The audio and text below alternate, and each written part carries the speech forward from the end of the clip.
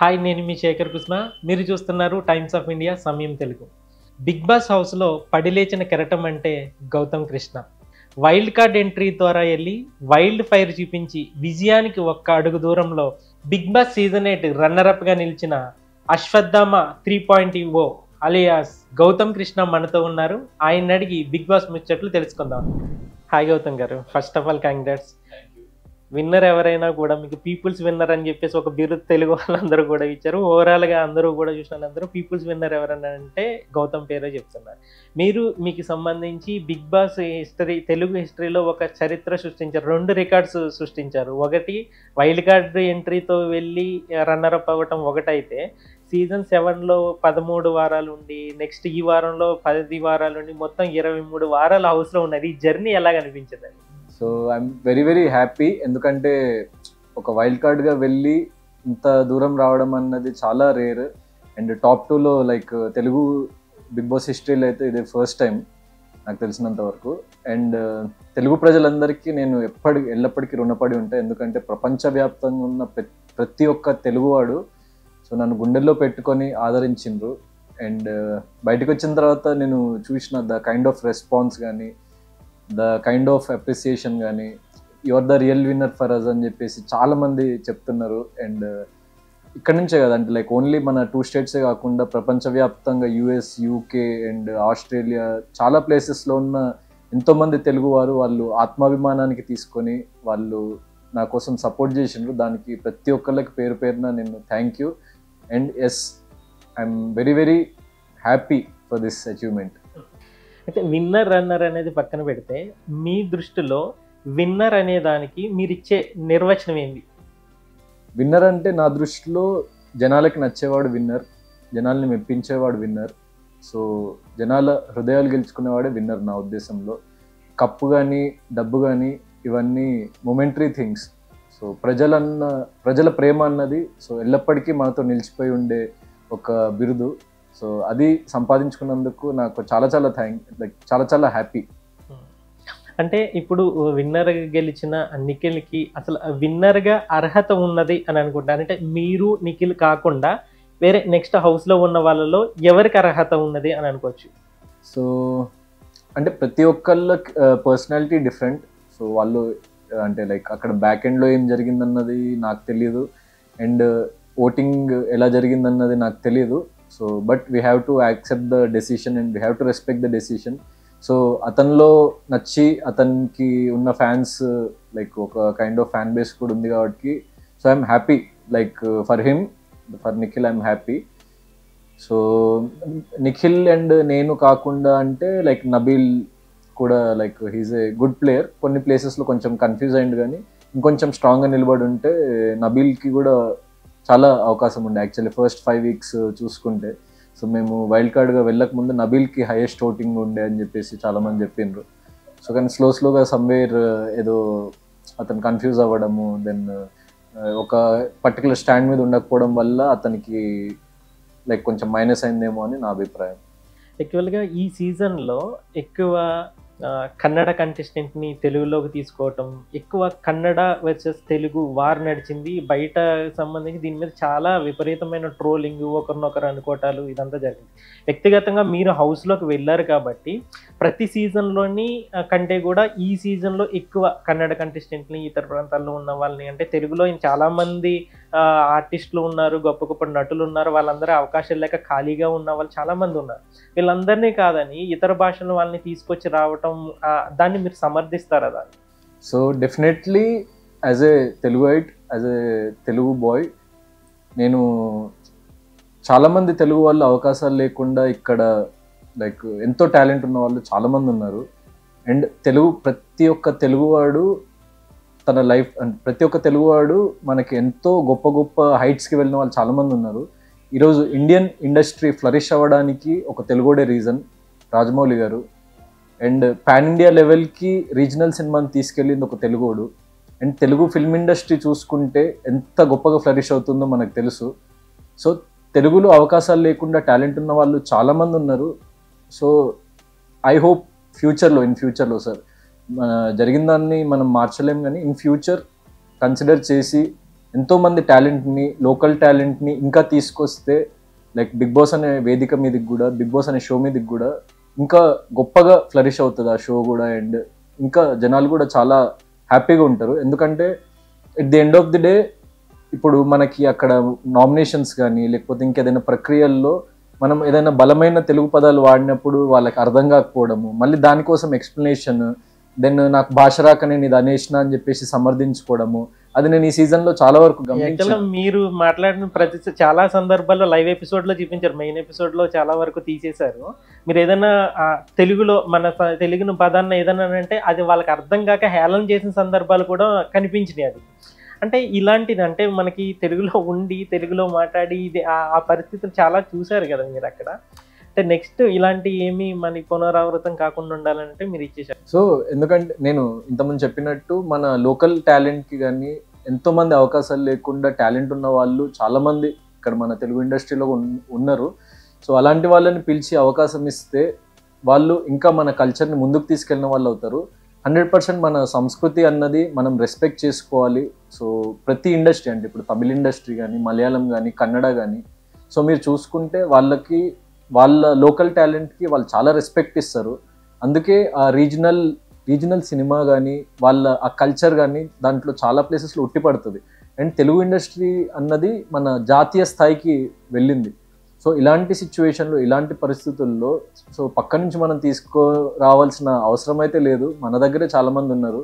So definitely అంటే like ప్రతి భాషకి యాజ్ అన్ ఆర్టిస్ట్ నేను గౌరవిస్తా, కానీ as a Telugu person I stand by my people. And local వాళ్ళకి ఇంకా ఎక్కువ అవకాశాలు రావాలి, ఇంకెక్కువ టాలెంట్ని వెలికి తీయాలి. ఎందుకంటే చాలామంది ఉన్నారు నాకు తెలిసిన వాళ్ళు, అవకాశాలు లేకుండా చాలా టాలెంటెడ్ పీపుల్ చాలామంది ఉన్నారు మన ఇండస్ట్రీలో.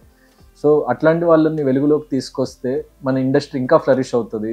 అండ్ మన సంస్కృతి అన్నది ఇంకా ఫ్లరిష్ అవుతుంది. అండ్ భాషా ప్రావీణ్యం ఉన్న వాళ్ళని బిగ్ బాస్ లాంటి షోకి తీసుకొచ్చినప్పుడు సో వాళ్ళు ఇంకా బెటర్ వేలో వాళ్ళు వ్యక్తపరచుకోగలుగుతారు వాళ్ళ అభిప్రాయాలని కానీ, వాళ్ళ ఫీలింగ్స్ని కానీ.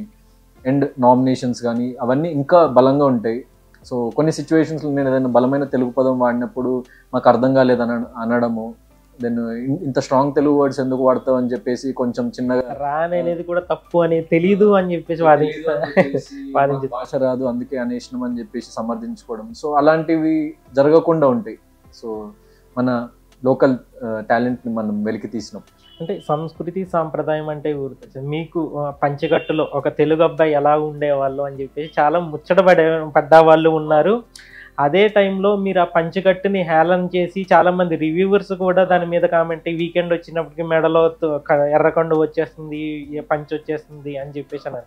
అంటే అది నిజంగా మీరు ఆ ఓట్లు మీరు సీజన్ 7లో కూడా మెడలో కండు వేసుకున్నారు, పంచగట్టులో కనిపించారు. నిజంగా ఓట్ల కోసమే చేశారు అని చెప్పేసి ఆ ట్రోల్ చేసిన వాళ్ళకి మీరు ఏదైనా చెప్పాలనుకుంటున్నారు? అంటే ఇప్పుడు అంటే ఎలాంటి స్థాయికి కొంతమంది దిగజారిపోయినారంటే, ఇప్పుడు మన సంస్కృతిని మనము ముందుకు తీసుకెళ్దాం బిగ్ బాస్ అనే అంత పెద్ద వేదిక మీద అని భావించిన ఒక భావనని కూడా ఓట్ల కోసం అని చెప్పేసి సో వాళ్ళు చెప్తుంటే, అంటే వాళ్ళకి ఇంకో విషయం దొరకక, లేకుంటే వాళ్ళకి ఇంకో విషయం వాళ్ళు పట్టుకోలేక, ఇంకో తప్పు పట్టుకోలేక ఏది పడితే అది అనేయడం తప్ప. అంటే ఒక తెలుగుడా నేను నీకు ఒక విషయం చెప్తున్నా, నీ సంస్కృతిని నిన్ను ఇక్కడి వరకు తీసుకొచ్చింది, నీ సంస్కృతిని నువ్వు ముందుకు తీసుకెళ్ళాలి. అండ్ అంత పెద్ద వేదిక మనకి ఇచ్చినప్పుడు బిగ్ బాస్ అనే అంత పెద్ద వేదికని సో ఎన్నో లక్షల కోట్ల మంది చూస్తారు. మన ఫ్యూచర్ జనరేషన్స్ వాళ్ళు చూస్తారు, చిన్నపిల్లలు చూస్తారు. ఎక్కడో మన కనుమరుగవుతున్న మన కల్చర్ని మళ్ళీ మనము దాన్ని రిప్రజెంట్ చేస్తే కనీసం ఒక సెట్ ఆఫ్ ఆడియన్స్ అయినా వాళ్ళు దాన్ని ఫాలో అవుతారు, దాన్ని ఒక ఇన్స్పిరేషన్గా తీసుకుంటారు అన్నది నా భావన. అందుకే నేను వీక్లీ వన్స్ అయినా అట్లీస్ట్ నేను ఆ కల్చర్ని ఫాలో అవుతూ దాన్ని ముందుకు తీసుకెళ్దాం, దాన్ని నా లైక్ మార్క్గా ఒక స్టైల్ స్టేట్మెంట్ లాగా ముందుకు తీసుకెళ్దాం అని చెప్పేసి చాలా ప్రౌడ్గా వేసుకున్నా నేను. And I don't regret that at all.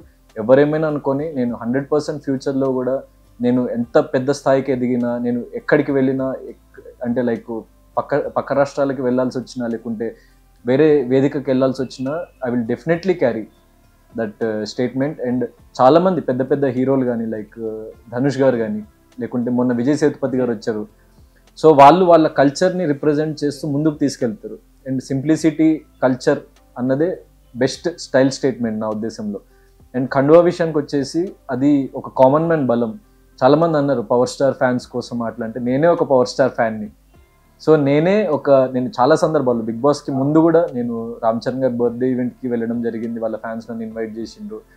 So and చాలా మీడియా ముఖంగా చాలా సిచ్యువేషన్స్ నేను చెప్పుకున్నా.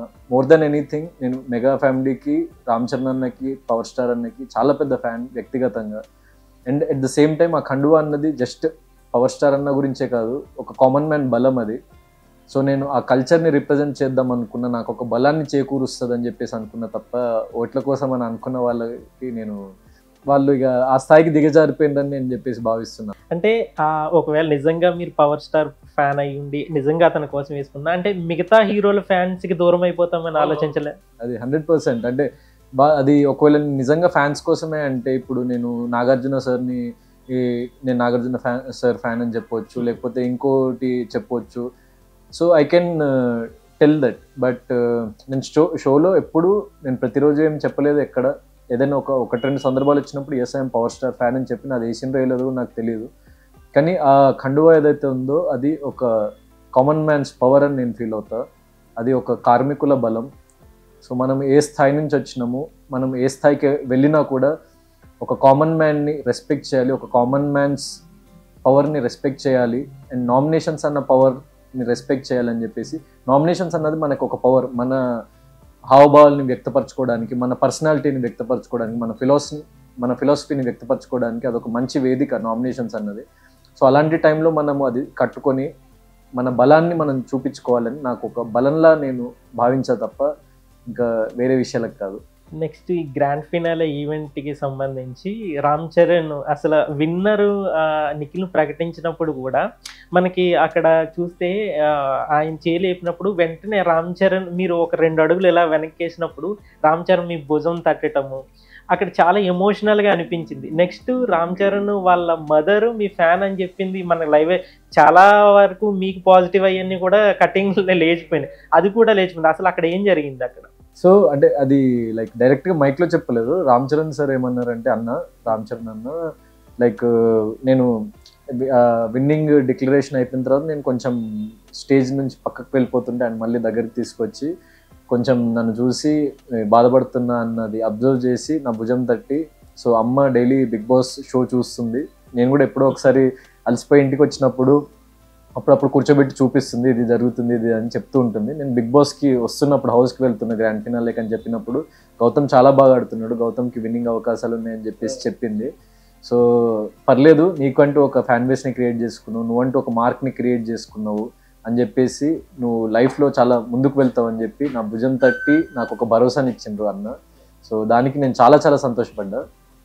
నెక్స్ట్ దీనికి మీరు హౌస్లో ఉండగా ఈ ముందు సీజన్ వెళ్ళటం వల్ల మొత్తం అంతా గౌతమ్ సెట్ చేసుకునే వెళ్ళాడు అని చెప్పేసి కామెంట్ మామూలుగా మన వస్తూనే ఉంటాయి. కానీ ఈసారి ఎంత దిగజారి చేశారని అంటే మీకు సంబంధించి కొన్ని కుల సంఘాలకు సంబంధించి మీకు సపోర్టివ్గా వాళ్ళంతటా వాళ్ళు రావటము చేయటం అని వీళ్ళందరినీ ముందే మాట్లాడుకుని ఇదంతా చేశారని చెప్పేసి ఇవి చాలా కామెంట్స్. నిజంగానే ఇవన్నీ సెట్ చేసుకుని వాళ్ళతో మాట్లాడుకునేది అంతా నిజమేనా? అంతా లేదు, ఎందుకంటే నేను ఒక నార్మల్ మిడిల్ క్లాస్ ఫ్యామిలీ నుంచి వచ్చి సీజన్ 7 వల్లనే నేను వెలుగులోకి వచ్చిన, 2 రాష్ట్రాల ప్రజలకు తెలిసిన.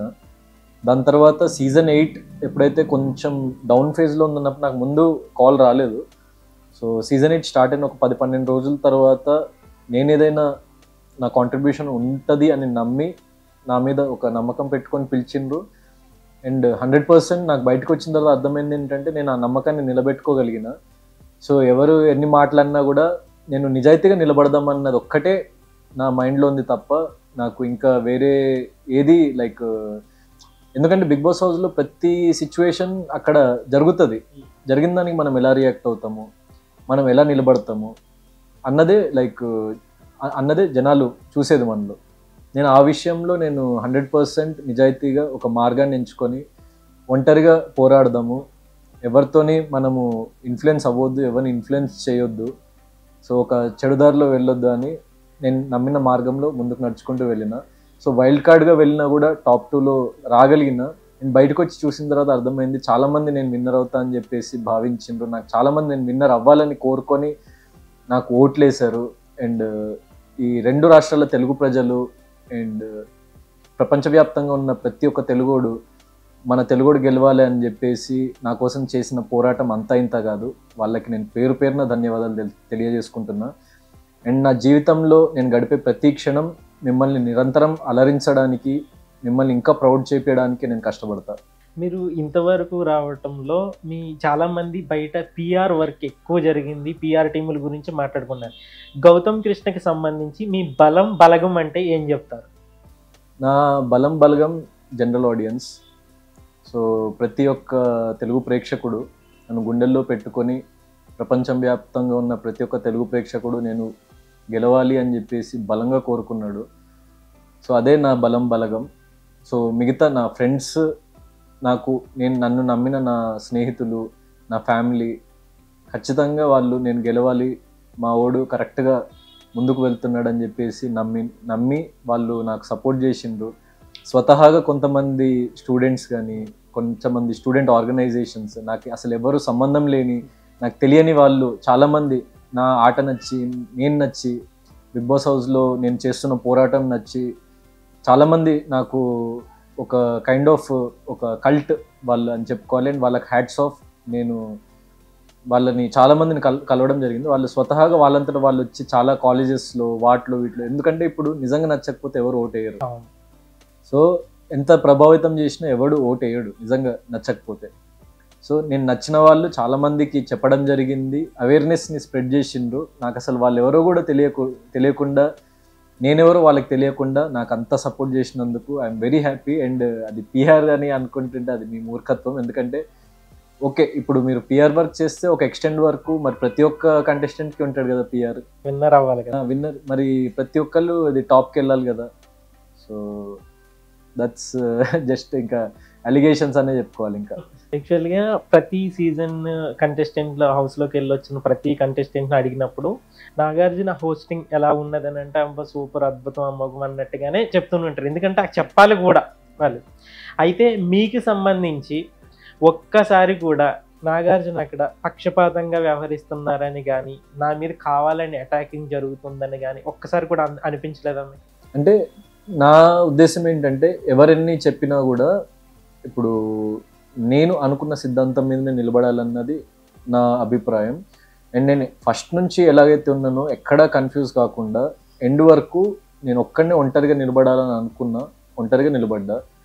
సో ఏమన్నా కూడా I will take the sportively.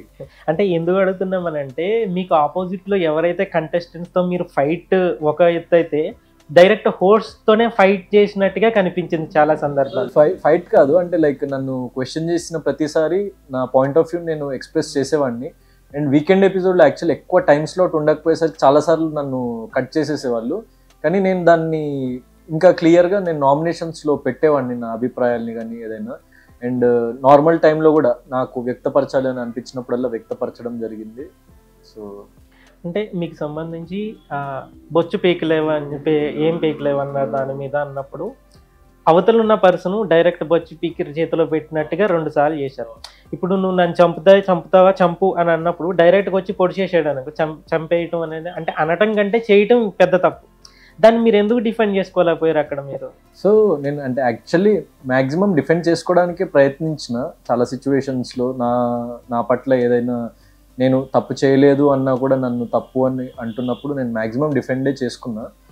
కానీ ఇప్పుడు ఏది జరిగినా ఆడియన్స్ ఆర్ వాచింగ్ అండ్ ప్రేక్షకులు చూస్తున్నారన్న నమ్మకం నాకుంది. సో నా బలం ప్రేక్షకులే. సో వాళ్ళకి నాకు అన్నీ అర్థమవుతున్నాయి, చుట్టూ ఏం జరుగుతుంది, ఎవరు ఎలా ఆడుతున్నారు, ఎవరిని టార్గెట్ చేద్దామని అనుకుంటున్నా, ప్రతి ఒక్కటి అర్థమైంది. నేను కొన్ని చెప్పొచ్చు, కొన్ని చెప్పలేకపోవచ్చు.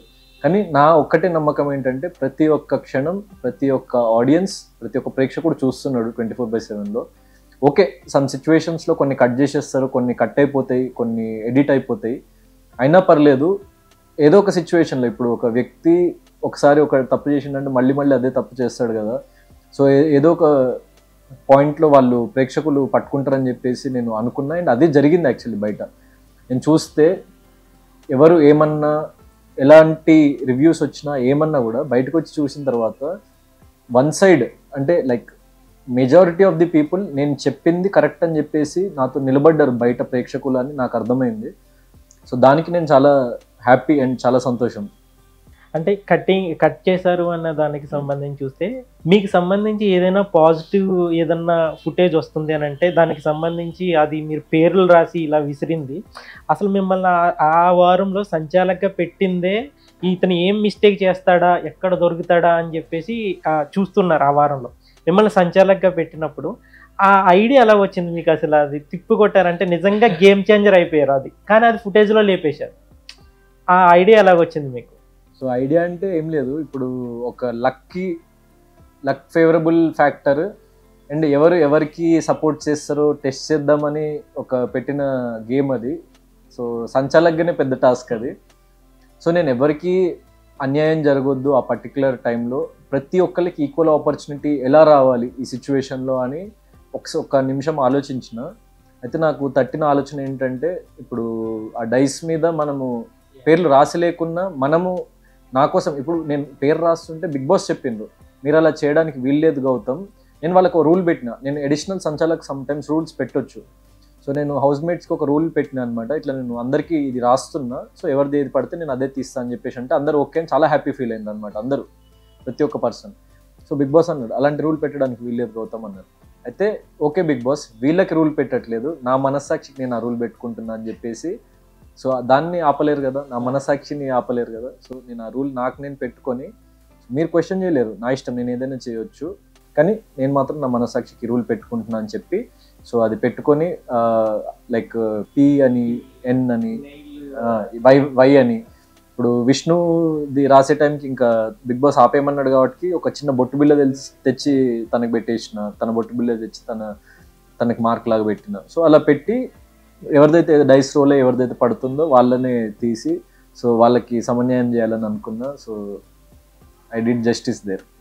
యష్మికి సంబంధించి దానికి కూడా అక్క అనేది ఎంత వైరల్ అయిందో అని చూసాం. ఆమె మీద నిజంగా క్రష్ కావచ్చు, వ్యామోహం కావచ్చు, ఇదంతగా. ఒకవేళ ఆమె గనక ఆ డీజే టిల్లు టైప్ అక్క కాకుండా ఉండుంటే నిజంగా మీరు జెన్యున్గా ఆమెను లవ్ చేసేవారా అన్నారు? అంటే అది తెలియదు, అంటే love is a very big word. ఇష్టపడ్డారా లేదా అనేది అంటే ఒక కైండ్ ఆఫ్, నేను చెప్పిన లైక్ చాలా ప్లేసెస్లో ఒక kind of infatuation and crush and cute అన్న ఫీలింగ్ అది కలిగింది. కానీ విత్ ఇన్ ఫ్యూ డేస్ తన పర్సనాలిటీ వల్ల సో అది పోయి, సో నాకు కొన్ని డిఫరెన్స్ ఆఫ్ ఒపీనియన్స్ వచ్చినాయి, ఆ పర్సన్ నచ్చకపోవడం వల్ల. సో నేను క్లియర్ కట్గా తనకు కూడా అర్థం అవ్వాలి నాకు ఎలాంటి ఫీలింగ్ లేదు అని చెప్పేసి తనకు ఫస్ట్ కమ్యూనికేట్ చేసిన, నాకు అట్లాంటిది ఏం లేదు, ఇంకా we're just contestants from now అని చెప్పేసి. అది కూడా వచ్చింది టెలికాస్ట్లో. దాని తర్వాత నేను అక్క అన్న. సో అదొక నామినేషన్లో కూడా తను నామినేట్ చేసినప్పుడు ఎక్స్ప్లెయిన్ చేసిన ఎందుకు ఎలాంటి మూమెంట్లో అనాల్సి వచ్చింది, ఎందుకు అన్నా అని చెప్పేసి. అండ్ ప్రతి ఒక్కళ్ళు నేను అమ్మాయిల మీద వాయిస్ రేజ్ చేస్తున్నప్పుడు, వాళ్ళు ఏదైనా తప్పు చేసినప్పుడు, నేను లేడీస్ వీక్ ఇచ్చిన కాబట్టి అది నా బలహీనత అని పట్టుకొని ప్రతిసారి నేను అమ్మాయిల మీద వాయిస్ రేజ్ చేస్తుంటే యూఆర్ డిస్రెస్పెక్టింగ్ అని చెప్పి నన్ను కార్నర్ చేయడానికి ట్రై చేసిండు ఆ పర్టికులర్ టైంలో. సో నాకు ఇంకో ఆప్షన్ లేక ఎలా దీన్ని తిప్పికొట్టాలి, వీళ్ళు కావాలని చేస్తున్నారని నాకు అర్థమైపోయింది వాళ్ళ స్ట్రాటజీ. సో దీన్ని తిప్పికొట్టాలి, వీళ్ళ స్ట్రాటజీ వీళ్ళకి కొట్టాలని రెస్పెక్ట్తో వాయిస్ రైజ్ చేద్దాం. అక్క అన్నది ఒక రెస్పెక్టబుల్ టర్మే కదా. సో నేను రెస్పెక్ట్ ఇస్తూ నా అభిప్రాయాన్ని గట్టిగా వ్యక్తపరచుకుందాం అని చెప్పేసి, అమ్మాయిలతో గొడవ అయితే అని చెప్పేసి నేను అది ఫిక్స్ అయినా. ఎందుకంటే హౌస్లో నాకు అప్పటి నుంచి ఇంకా ప్రతి ఒక్కళ్ళు ఒకటే, నాకు ఎవరి మీద ఎలాంటి ఫీలింగ్ లేదు కాబట్టి నేను చాలా సందర్భాల్లో చెప్పడం జరిగింది, హౌస్లో ఉన్న ప్రతి ఒక్క అమ్మాయి నాకు అక్కనే అని చెప్పేసి చాలా సందర్భాల్లో కూడా చెప్పిన. సో అందుకే అక్క అని అనేవాడిని తప్ప ఇంకో వేరే ఉద్దేశంతో కాదు, వాళ్ళకి రెస్పెక్ట్ చేద్దామన్న ఉద్దేశంతో. అంటే ఇది లైవ్ ఎపిసోడ్లో చిన్న బిట్టు ఆమె వరకునే చూపించారు, కన్ను కొడితే గౌతమ్ మళ్ళీ వస్తాడు అన్నట్టుగా ఆమె అన్నారు. మీరు ఇలా చూసారు, వెంటనే కట్ చేశారు. అసలు ఏమైందా? అంటే నేను ఇక తను మాది కట్ అయిపోయిన తర్వాత ఒక సిచ్యువేషన్లో మళ్ళీ ఒక్కసారి కన్ను కొడితే చాలు నువ్వు పడిపోతావు అని చెప్పేసి అంటే, నాకు లైక్ నా గురించి ఏమనుకుంటుంది అమ్మాయి, సో అని చెప్పేసి నాకు kind of I was taken back. And నాకు బాధ అనిపించింది ఆ పర్టికులర్ సిచ్యువేషన్లో. అంటే తను ఏంటి మరీ ఇలా అనుకుంటుందా అని చెప్పేసి. తనేమనుకుందంటే నన్ను ఈజీగా మ్యానిపులేట్ చేసేయచ్చు, సో ఈజీగా లైక్ లొంగ తీసుకోవచ్చు ఆ సిచ్యువేషన్స్లో అన్నట్టు అనుకుందేమో.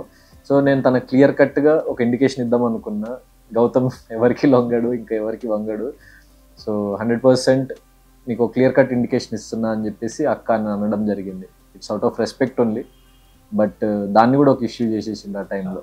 కానీ ప్రేక్షకులకు అర్థమైంది అది. ఫైనల్గా బిగ్ బాస్కి వెళ్ళొచ్చిన ప్రతి కంటెస్టెంట్ని అడిగే ప్రశ్న వాళ్ళకి ఇచ్చే సమాధానం కూడా లేదు అని చెప్పి చెప్తుంటారు. బిగ్ బాస్ షో అనేది స్క్రిప్టెడా కాదా? అంటే మీకు ఏమన్నా ఇన్పుట్స్ ఇవ్వటం కానీ అలాంటిది ఏం జరగదా? నాకు సంబంధించి నాకు మాత్రం ఎలాంటి ఇన్పుట్స్ రాలేదు. సో స్క్రిప్టెడ్ అయితే కాదు, అంటే కంటెస్టెంట్స్ మధ్య అయితే there is no script. But like weekend episodes ఏమైనా లైక్ ఎలా టర్న్ చేయాలి ఏంటి అన్న సమ్ క్యాలిక్యులేషన్స్ ఉంటాయేమో అన్న అభిప్రాయం. అది కూడా నాకు కరాఖండిగా తెలియదు. కానీ ఏం జరిగినా కూడా ఇప్పుడు it's like A chess game.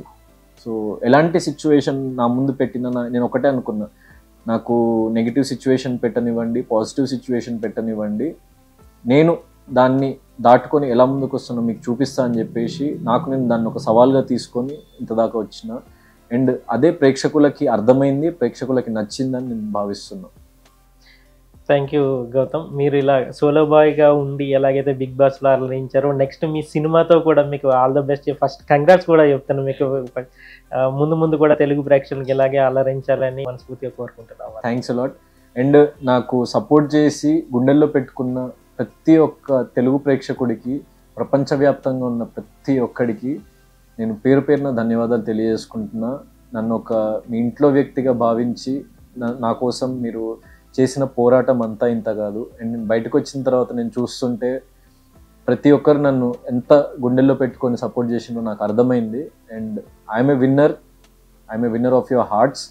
నన్ను సపోర్ట్ చేసిన ప్రతి ఒక్కడికి పేరు పేరున థ్యాంక్ యూ. నేను ఫర్దర్గా నేను కప్పుకోవట్లేకపోయినా అన్న చిన్న అసంతృప్తి ఉంటే ఏం దిగులు చెందకండి, ఏం ఫీల్ అవ్వకండి.